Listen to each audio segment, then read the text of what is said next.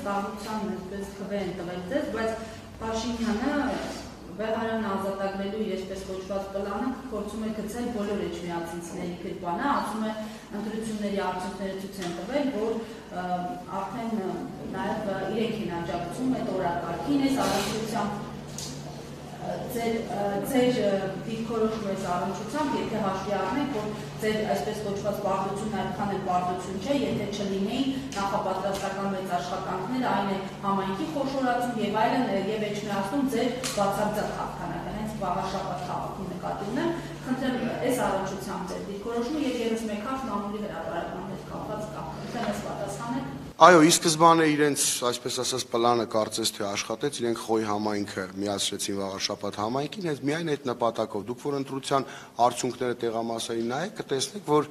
Խոյ համայնքի իրենք իրենց հաղթանակը, այսպես ասած, ընտրապայքարի հիմնական ձայները բերել են Խոյ համայնքից, խոշորացված համայնքից, որտեղ ունեցել են վարչական մեծ ազդեցություններ, իրենց վարչական ղեկավարների, աշխատակիցների միջոցով, ամբողջ քվեարկության ընթացքում եւ օրեր առաջ փորձել են մարդկանց կոնտրոլ անել եւ քվեարկության ընթացքում են փորձել տարբեր մեթոդներով, տարբեր ստերով, տարբեր կեղծիքներով Ամեն դեպքում իրանց մոտ այդ պլանը կարծես թե աշխատեց եւ այստեղ նաեւ կա երկրորդ կողմը, որ Խոյ համայնքը ամեն դեպքում մենք մի փոքր մեր թիմի համար նոր էր Խոյ համայնքը, մենք Խոյ համայնքի շատ բնակիչներ մեզ չէին, անձամբ ինձ չէին ճանաչում, որովհետեւ 5 սեչմիածնից եմ, սա նույնպես դեր խաղաց եւ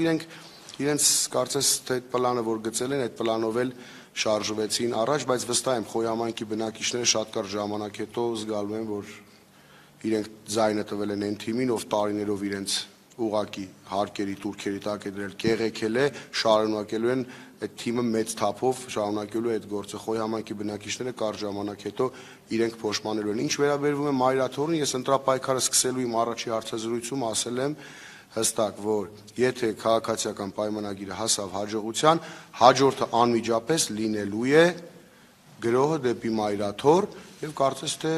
Նիկոլ Փաշինյանը դա ընտրությունների հաջորդող առավոտյան հենց ինքը փաստեց, հենց ինքը Facebook-յան գրառման միջոցով ասեց, որ մենք նոր լիցքեր ստացանք հայ առաքելական եկեղեցու դեմ մեր պայքարը շարունակելու